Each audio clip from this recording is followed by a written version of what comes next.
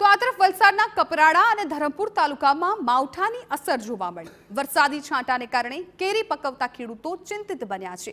જો કમોસમી વરસાદ વધુ પડશે તો 45,000 હેક્ટરથી વધુના કેરીના પાકને સત્યાનાશ નીકળી જશે। કેરીના પાકના ઉત્પાદન કરવા માટે એક નાના ખેતરમાં અંદાજે 30,000નો ખર્ચ આવે છે। ત્યારે જો આવા સમયમાં પાક નિષ્ફળ જાય તો ખેડૂતોને મોટું નુકસાન વેઠવાનો વારો આવી શકે છે। કેરીના ખેડૂતો પર हाल तो चिंताना वादळ छवाई गया है। वलसाड पंथकमां आ वर्षे ओછી ठंडीने कारणे आंबावाडीमां फाल ओछो जोवा मळ्यो छे।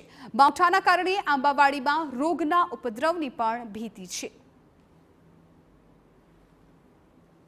वादळछाયું વાતાવરણ છે તેના લીધે જીવાતોનો ઉપદ્રવ વધી જાય છે અને તે ખાસ કરીને શાકભાજી અને મોટાભાગે જે કેરીનો પાક છે તેમાં એના મોર અને નાના મોરવાઓ હોય છે તેના પર બેસીને ભયંકર મોટું નુકસાન કરે છે। એમાં કેરીની ક્વોલિટી પણ બગડે છે અને સરવાળે ઉત્પાદન ઓછું થવાનો ભય રહેલો છે, કારણ કે આ નુકસાનથી મોરવા જે હોય છે તે ગળી જાય છે।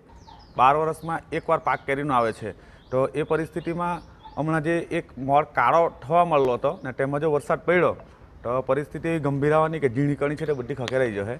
જે નીચે પડવાથી જે નુકસાન છે તે ખેડૂતને